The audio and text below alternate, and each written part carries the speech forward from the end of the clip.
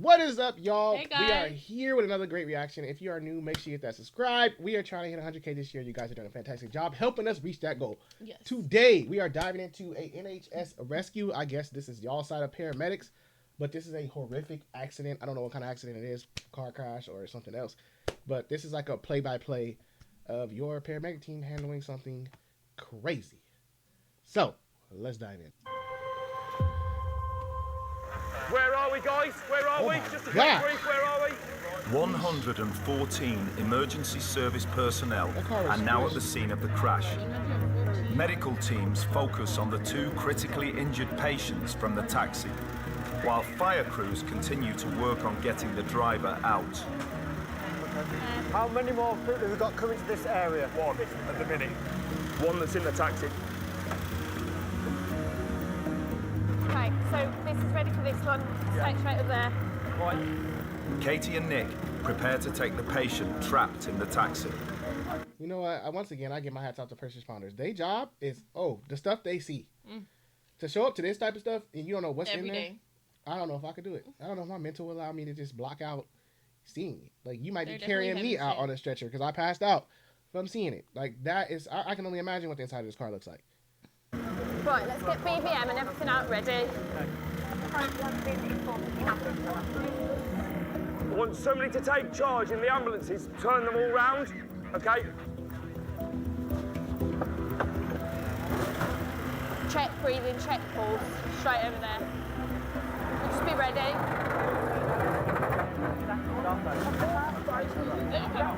Have you got him hooked up? So he's hooked up now, yeah. Okay. Until they can get the patient out of the taxi, the crews have put a heart monitor on him to keep check of his vital signs.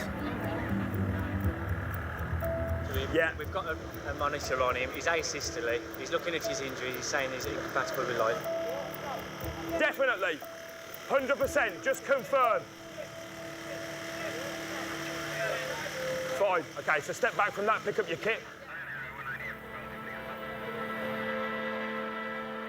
I have got heart paramedics in this vehicle now.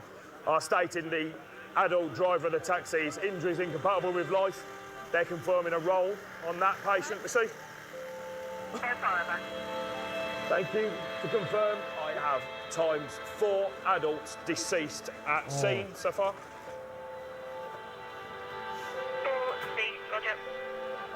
I have a further 2 adults at my CCP, full resuscitation being action. See that part, and that's what I mean. Like, the what they're working on is not done. You know, he got a report 4 deceased adults, and you still Got more to deal with. You don't get a time to sit to the side and say, "Oh, let me get my thoughts together. Let me get my mind together." 4 people just died. Like, oh, let's move on to the next thing. Like it's insane. It's insane. Focus is now on the 2 patients in cardiac arrest. Okay, so a fluid challenge, if he remains asystolic, we don't move, okay? So fluid challenge, that's it. Can you manage that? Yeah. Don't lose that airway, it's very difficult. That's fine. That's confirmed, so we've I got need 4 fluid. patients now rolling Fluid challenge, into maybe, your yeah. CPR progress. Let's just cover him up, keep him warm, get him in. Quiet please, quiet please. Just stop.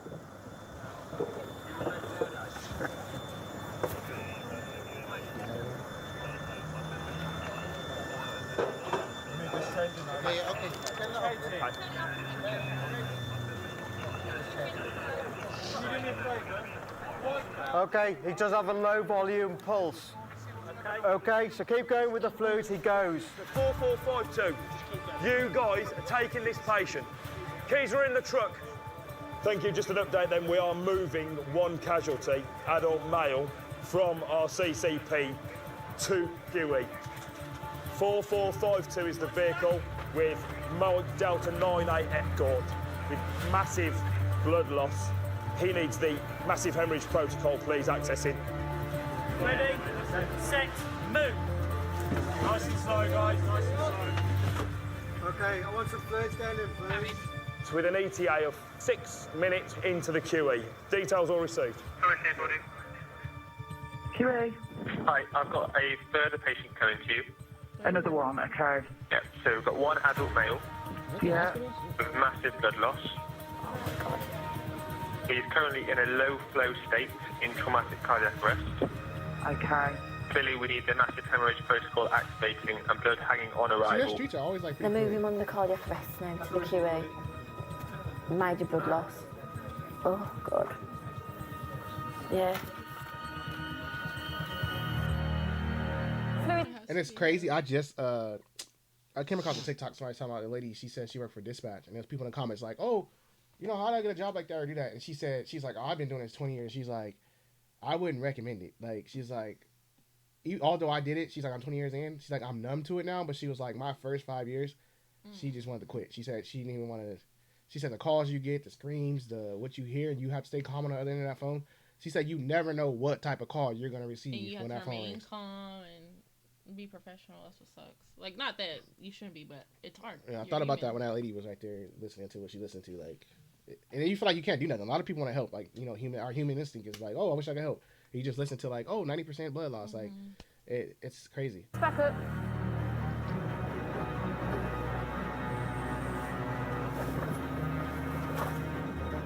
Just coming around the back of the QE now, guys. Hey. 1 minute.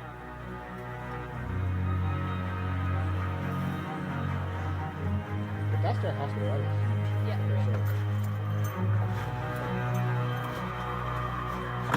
Gently. What's that bag?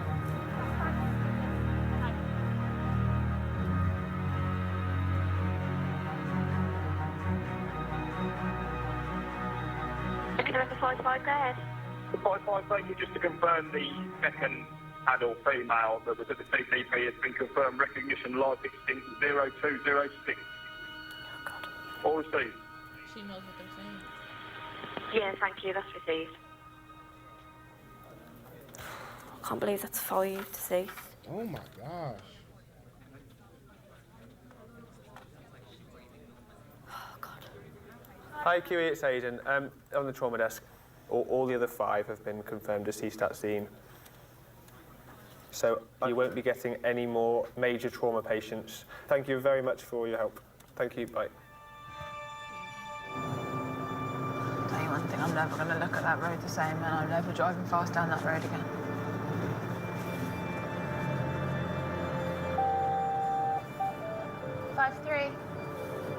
Dispatch, just checking that you're okay. You guys alright? No. No, not great at the minute. Thank you, though. No probs. I'll take you off the job, so obviously you're gonna get the sundown message. Oh, that's beautiful. See, that is the crazy. Like, that is the most beautiful thing I've heard. I don't know. I don't know how, but knowing how our jobs work, like when it comes to something traumatic, and I'm speaking. I don't know if our ambulance allow our people to get this. So I'm speaking from like my job experience. Like when it comes to death or like a policy in our thing. So my uncle passed and I was working at one job. They gave me 2 days off, y'all. 2. And it's because they said it wasn't a intermediate family member, so you get 2 days. And mind you, funeral, 1 day, next day, like 1 day to recover. And it's like back to work like nothing happened. Intermediate family, like if it's a mom, dad, you're getting like 4 days, if that, 3-4 days. And they want you to return, like I didn't just lose a parent or... So when she says that on the job and it says, hey, I'm taking you off work right now, get your mind right, that right there means a lot to them. That means you care. That means you know I'm human. I have emotions.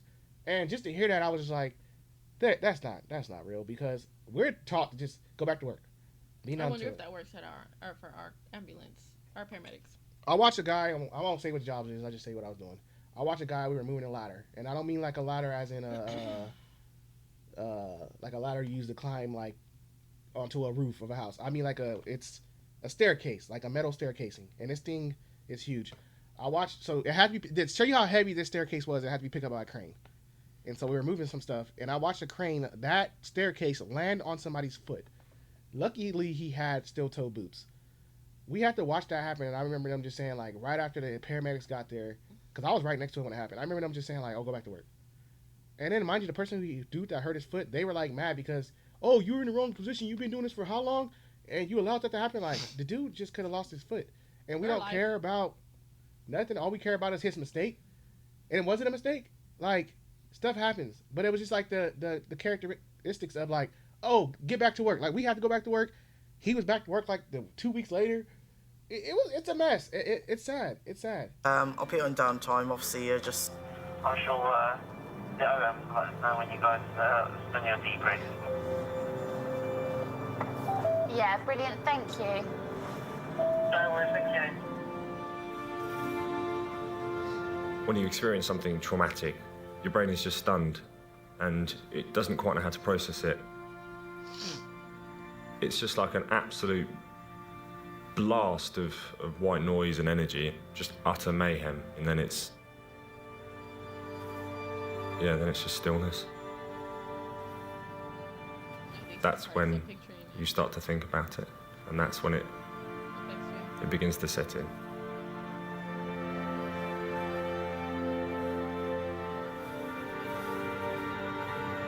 I'm gonna call my mum. I just really want my mum.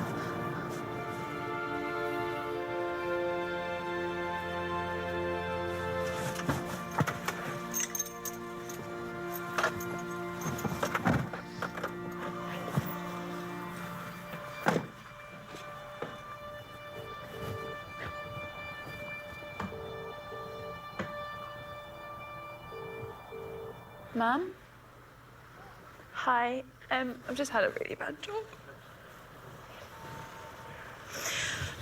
Just been to multi-car RTC, and there was, most of the people were dead, and we had to work on 2 others. Sorry for waking you up.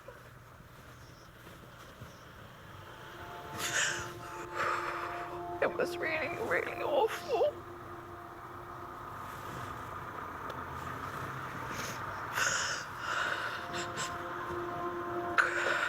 Yeah.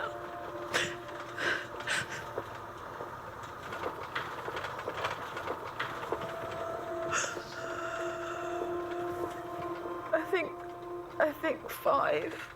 I think another 2 might probably die, and they were quite young.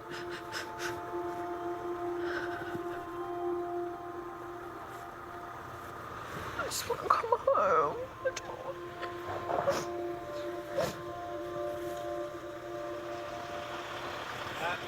Okay.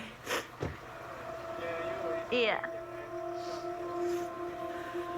Okay, I love you.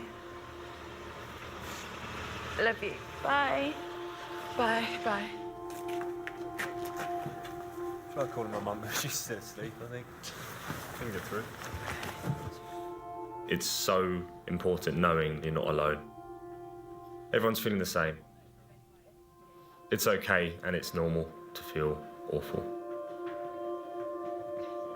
Help yourself, James, everybody will be back in a bit. PTSD is extremely common. It's even more common in the emergency services than it is the army. Wow. If you're going to have a prolonged career in the ambulance service, you need to keep yourself in check. You need to know when you're reaching burnout, when to reach out to people, when to talk. I never heard that. I never heard about PTSD. I never thought even to think of somebody getting PTSD. Like more common there than the army. Like, that's crazy. Well, yeah. That was so sad. I've always said this was like them and CHPs always said I couldn't do it. But like I said, I just respect the. We know you're human, your emotions and what you saw. Like, take your time. Like that helps somebody a lot. Like traumatic experiences and being able to have that time to deal with it and cope with it is huge, and I respect that 100%. I actually left one of my jobs because of it. I feel like you can't define intermediate family. You know, like you can't tell me because this person's not my mom or dad or brother or sister that I need this a certain amount of time off. You know, you don't know how close people are to certain people.